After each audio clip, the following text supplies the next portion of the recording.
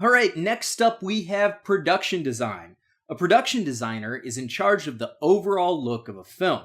It is their job to make sure all of the art team keeps a consistent style and vision, ranging from sets, props, to costumes and makeup.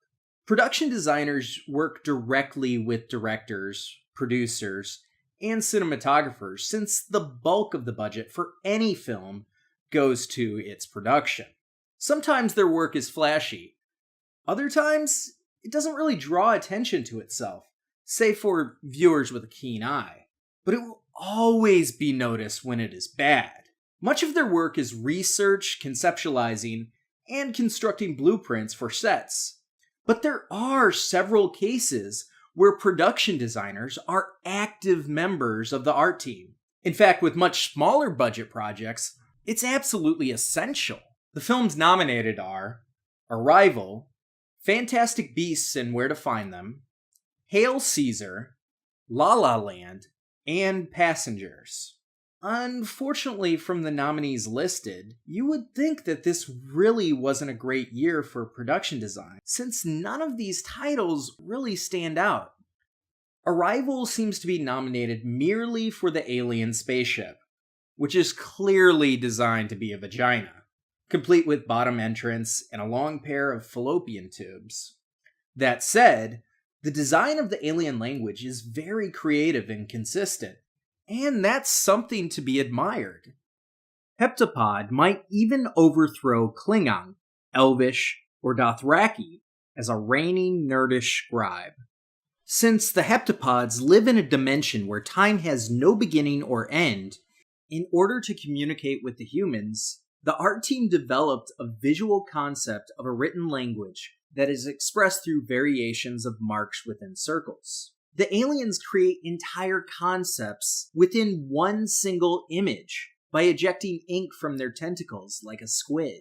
I'd go as far to say that the practicality of its construction was brilliant. And for that reason alone, I commend the film for expressing that. Also, there was a nice parallel between Luis's living room and the room with the heptapods. As for everything else, the film really did leave something to be desired. Next, we have Fantastic Beasts and Where to Find Them. Aside from some of the creature designs, the film looks really limited to be within the same universe as Harry Potter. The period costumes never feel more than the most mediocre 1920s costumes 2016 could conjure. And the only real interesting sets in the film were Kowalski's Bakery and the Nightmare Prison. The magical world, for the most part, lacked any interesting, unique locations, and at times lacked even consistent logic. At least for me, other than Newt's entire world in a suitcase, both worlds seemed really bland and similar, and failed to carry over the look, architecture, and fashions of the 8 Harry Potter films. My guess was that Warner Brothers rushed the film, and the overall look of the film suffered as a consequence. Serviceable, yes. Remarkable, it is not. Hail Caesar, unfortunately, is a film I missed. That puts me 2 films behind on the Coen brothers, and I'm sure that's a sin. From what I've seen of the trailers, it looks like a well-done period piece about the golden era of Hollywood. But I'll keep my comments to myself about the overall production design until I've actually seen the film. Next up, we have La La Land. Much of the film was shot on location, and some of the lighting and post-work done made it look a lot stagier than what I was expecting. The scene with the messengers was a nice set, but overall, nothing really stood out to me.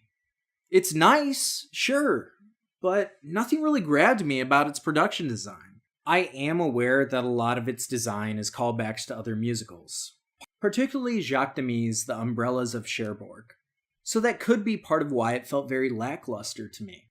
I've seen it before. Needless to say, it has a very strong chance of winning.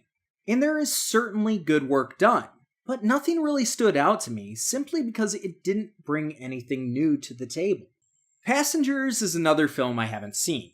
The only comment that I can make about it is I know that the production design looked very similar to the iPod sleek style of the new Star Trek films.